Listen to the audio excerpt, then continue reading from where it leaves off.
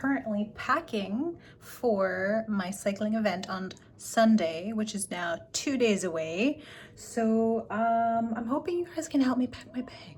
Sorry, I forgot to introduce my assistant, Shiloh. He is in charge of making sure everything smells just right. Right, Tony? Oh, that's so gross. Okay, so let's go over what we're gonna pack, what we maybe need to pack, and obviously everything needs to fit in the bag. So the bag's only 22 liters, so Bubba, is that enough? 22 liters enough? Is that enough? Okay, so here's our loot. I still have some other things that are currently being charged or going through the laundry, but so far this is what we got. Right, buddy? We're on the right track, right? Are we on the right track? Yes, good job. Okay, so got our Crocs because obviously we have to get there and we're not going to wear cycling shoes on the way there. So those are the comfy shoes when the cycling shoes are not on. We have some gloves. I brought 2 pairs. I'm not sure yet because apparently it's going to be about 2 degrees on Sunday morning, which is not great. And obviously if you're a cycler, then you know very well that hands do freeze. So we're gonna maybe use these gloves, switch it up. These ones are not as warm. They're very like cheap. I got these at Decathlon, not very high quality gloves. So the other one's gonna be for if it's really cold, and if I start to warm up, maybe I'll switch to those. I have my coat, my handy dandy coat, which I got from, sorry, what is the name for this coat? I really love this coat. Yeah, it's a Rab coat. Okay, so this Rab coat, the reason why I love it is because one, I got it so that it could be kind of semi-high visibility. I guess I could have got like a real high visibility one, but I thought at least if I got a coat that I liked that was in a bright color, that could also do quite well. I'm not cycling in the dark, so for the daytime, that's quite enough. What I like about this is that it has these kind of like openings under the arm, so that if you feel hot, you can just kind of unzip under your arm and then you get all this like nice fresh air. And the sleeves are really long as well, so that works really well for me with my long arms. And when you're cycling, you're reaching quite a bit, right? So you don't want to have cold wrists. So then I have my cycling shorts, and when it's under 2 degrees, of course, cycling shorts, guys, okay, we know they're not cute, but you need these, okay? If you're going to be cycling and you're going to be sitting on a seat for a long period of time, then you need some good cycling shorts. Where did I get these? I actually think I got these. Yeah, these are from MEC, Mountain Equipment Co-op. Okay.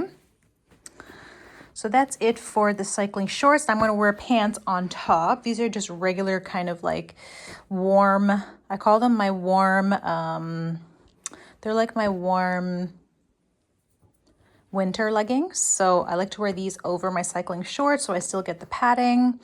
And then the pants just kind of, keep my legs warm. Then I have my socks, my wool socks. It's gonna be cold, guys, as I said before. And these are summer cycling shoes, and they have holes in them. Okay, they aerate really well. So that means that if it's cold, like your toes will get cold if you're not wearing good socks. So I'm hoping that these socks will keep me warm.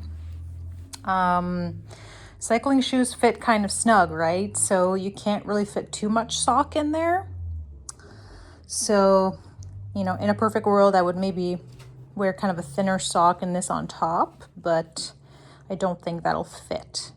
So I'm hoping that that combination and keeping the rest of my body warm will help keep my feet warm as well. Next, I have my little like balaclavas. I love, love, love these. Got these from Parks Canada merch. The reason why I love them is that you can wear them in so many ways. So it's like a tube. I can't really open it with one hand, but you get it. It's a tube, so you can wear it like a neck warmer. You can kind of pull it up over your head a little bit.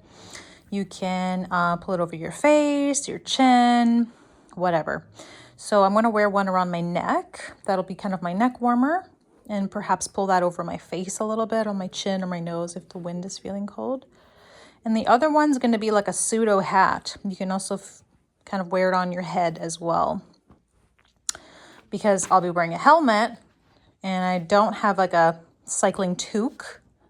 So I'm going to wear one of these on my head. That'll keep my ears warm. And I could just slip that off if I get too hot. Okay, next we have my sunnies, my trusty Oakleys. I love, love, love these. Such a good buy. They were expensive, I'm not gonna lie. I got them at, I can't remember the store's name. It was a sports store here in Ottawa, in the capital of Canada. Anyways, cycling sunnies, necessary, absolutely necessary. Just to help get the dust, keep the dust and debris out of your eyes, and of course keep you from squinting. I'm a big squinter because I have astigmatism in my eyes, so this really helps me just feel more cozy and comfortable. And what I like about these is the rubber on here. So they just kind of like feel really comfortable and they don't move at all. Once you put them on, you could lean over and like do jumping jacks and like whatever the hell, and they'll never come off. And the nose bridge as well is really comfortable on my nose, so that's not coming off or slipping down. So absolutely love these. They do kind of make you look douchey, but you know what? That's part of cycling. You gotta, look a little bit like a douche. So I have my helmet. Where did I get this? Yeah, Specialized. It's a Specialized helmet. Very, very important, guys, okay? Invest in a helmet, get one that fits, and get one that you like, okay? It's not about being sexy when you're out there. It's about being safe. So make sure that you have your helmet. And I have my gloves. These are the gloves I usually wear when it's hot outside, because I find sometimes my hand gets irritated on the bicycle handle. So when it's hot, I tend to wear these, but I don't think it's going to be warm enough for those, so I may not bring those after all. Okay, next I have my trusty, we'll do that one last actually. I have my little kit here. So this is my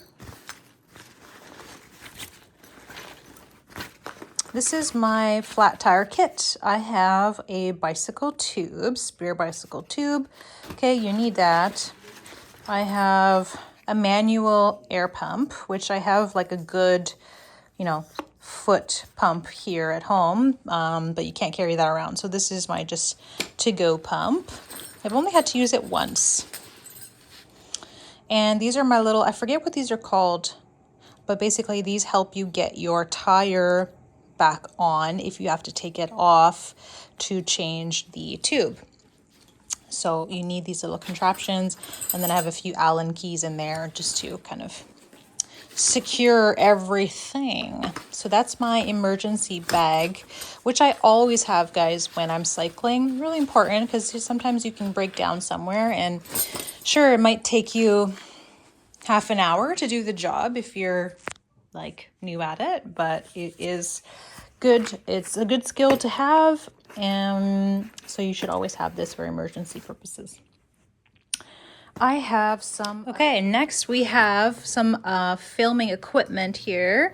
So I bought this thing on Amazon, super handy. Imagine like a stethoscope, guys. Basically you put this round part around your neck and you hook your phone up on that magnetized circle right there, and then you get like really cool just POV filming. So I'll be using that to film some of the route on Sunday so that you guys can see some of that shortly. Okay, I have, I'm not sure if I mentioned this, I have my medication, because sometimes you need medication when you're out there, especially when you're doing something that you don't normally do that is physically strenuous, right? You might get a headache, you might get a pain. So make sure you bring some meds just in case you start to feel unwell. You're gonna need a lock. Okay, this is basic, guys. Everybody with a bicycle who wants to go anywhere should invest in a good bike lock. So this bike lock, I don't remember how much it cost, but it is a highly rated one by Kryptonite. They're kind of a popular brand.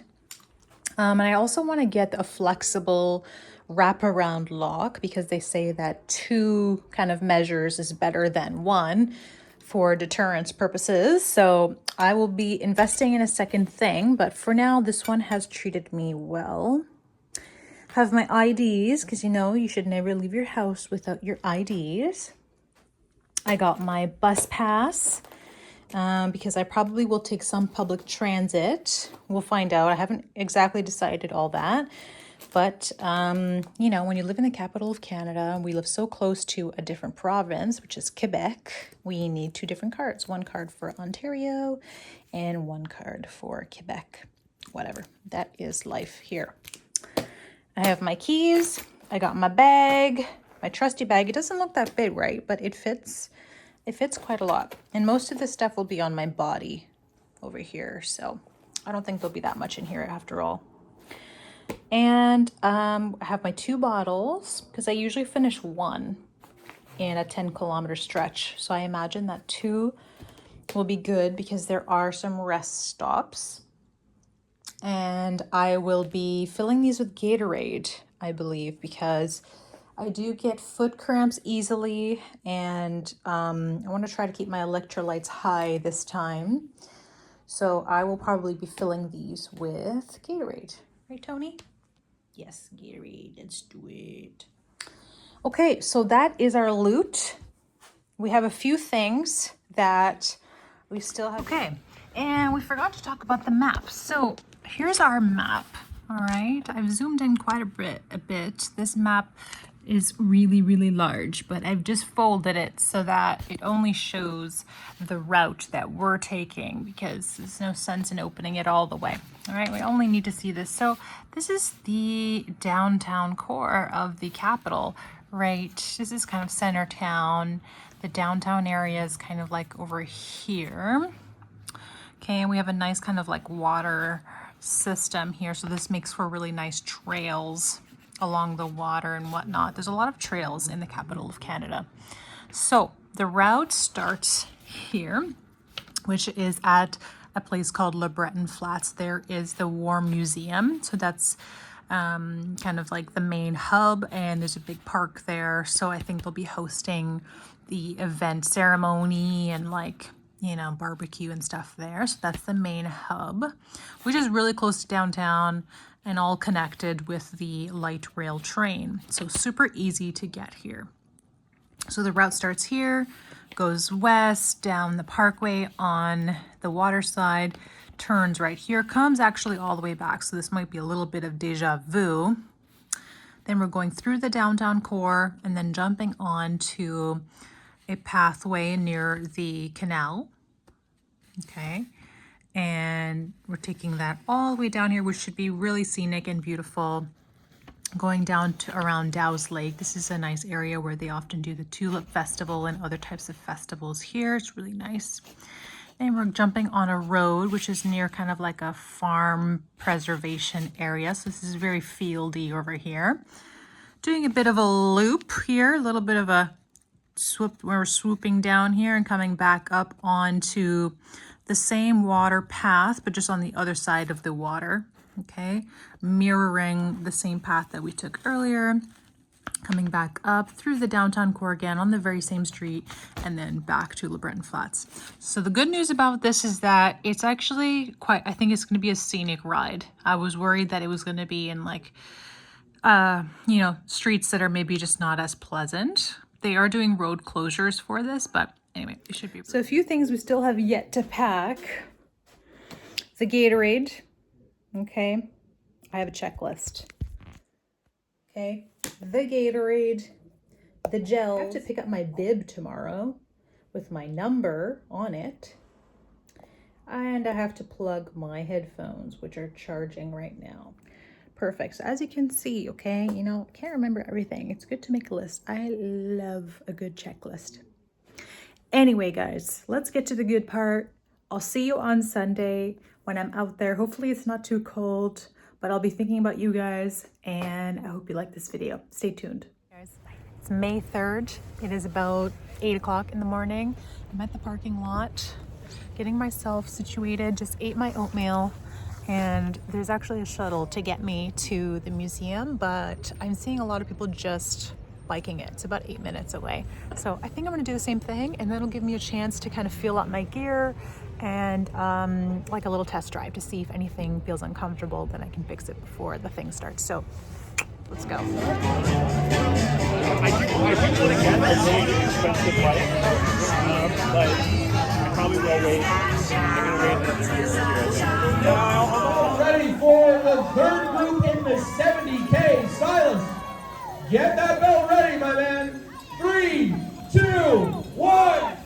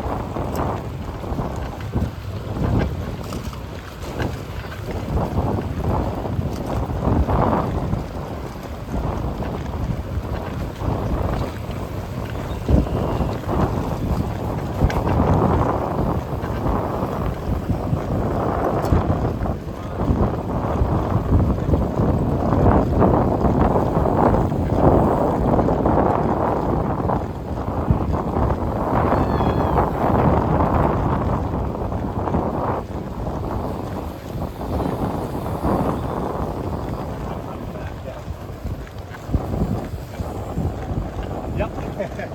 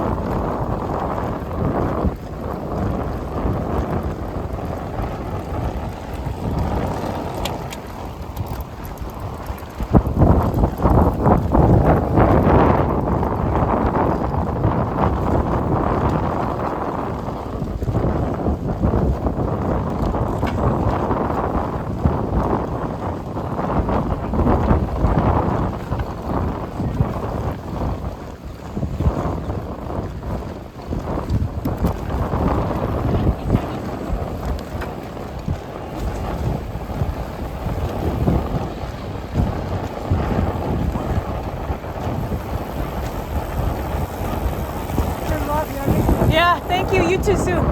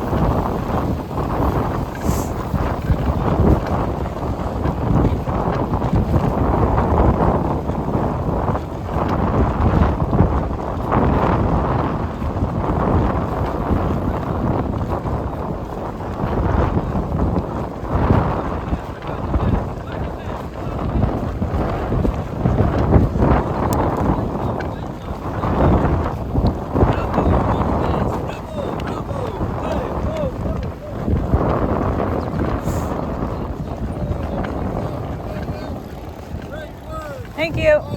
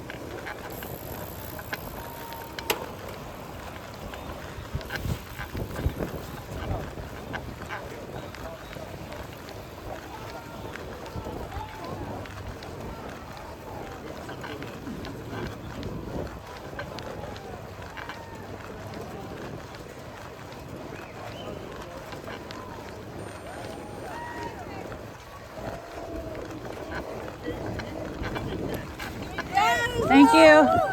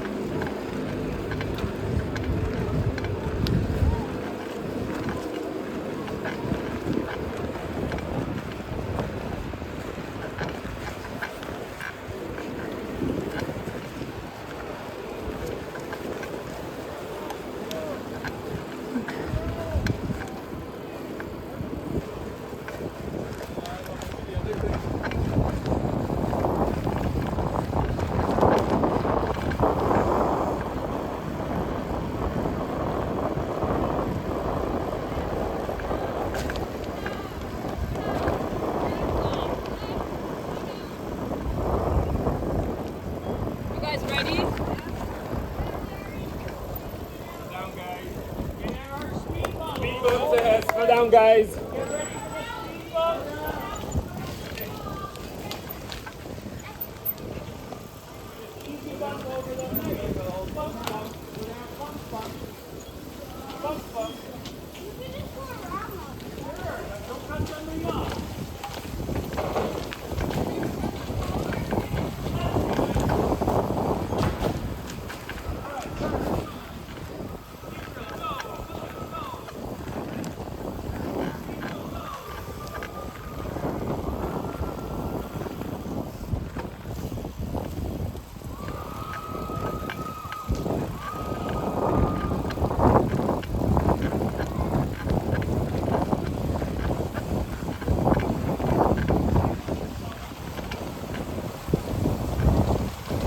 On your left.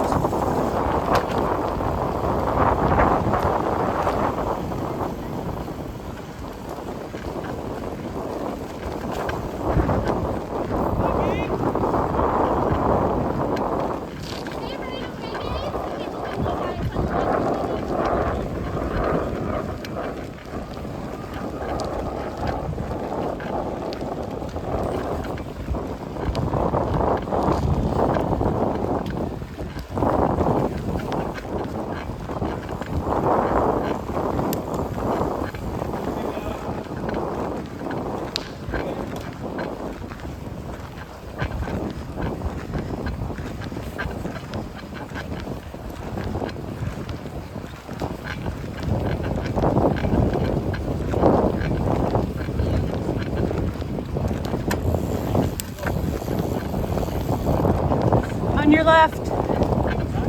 On your left. That's all right.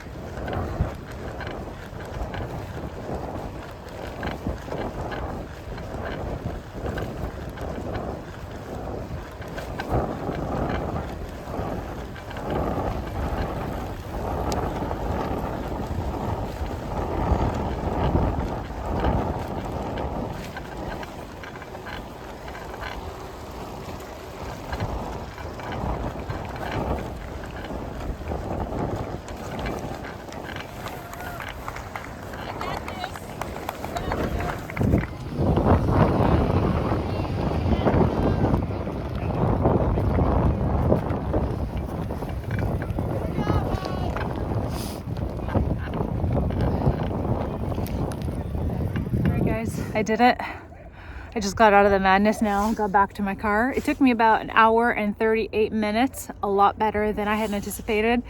People were passing me the entire time. My goal was to do 20 kilometers per hour, and I was struggling to maintain that because there was a few hills. So my average was just under 18, which is not great, but honestly, given my finishing time, I'm proud of it. I'm proud that I finished. I'm proud that I committed to it and did it, and I got a better time than I expected. So thanks for watching, guys. Catch you in the next one.